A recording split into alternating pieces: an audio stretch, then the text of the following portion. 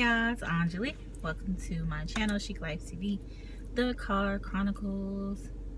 Okay, so have a couple concerns today with my church folk. Y'all know y'all special. So everyone has flaws, has issues, has things that they're dealing with, things they're trying to overcome, and all those things like that. So what I find is a lot of people like to do this thing where they scream like, oh, I'm forgiven, and God is using me through my mess. It's my testimony. He loves me regardless, and all this other stuff. And that's true. He does love us unconditionally, but it's not a pass to continue to do the same thing over and over. Also, it's not a pass or a scapegoat to use to not deal with the actual issue. We have to quit doing that, guys, because what we find is, you think you're being forgiven, you can go on and move on and do what it is that you do, but that's not necessarily the case, because what happens is we deal with the symptom, the surface of our issues, versus dealing with the actual root. Like if you're dealing with, maybe you're a liar. You just lie. All you do is lie. Everything that comes out your mouth is a lie. Well, maybe you deal with, well, let me just stop lying, or let me stop talking because all I do is lie, versus actually digging deep inside and asking yourself, well, why is it that I lie all the time? What is it that I'm afraid of? What is my fear? Why do I have to cover up things all the time?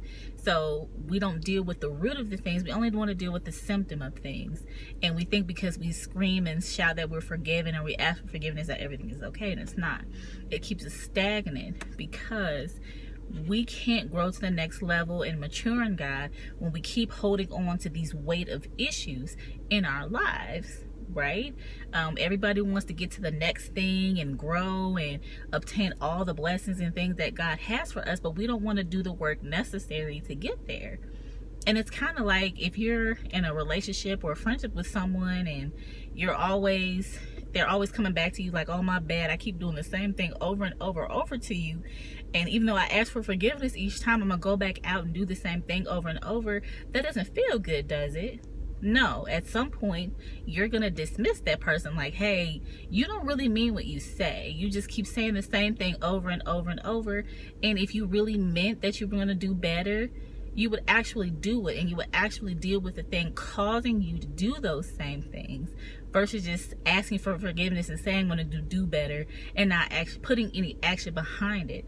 So if we're like that with each other, how do you think God feels when he is there and he has grace and mercy and he forgives us for the things that we deal with? And he's also there for healing and deliverance. If you just give those issues to him, you have to acknowledge those things and actually say, you know what, I have some things going on inside of me that I really need to deal with. I have to get these things up out of me. So God, do a work in me, versus saying, okay, God, please forgive me for my sins. I repent. I'm sorry for doing that thing. But you're going to go back out and do the same thing over and over. How do you think that makes him feel?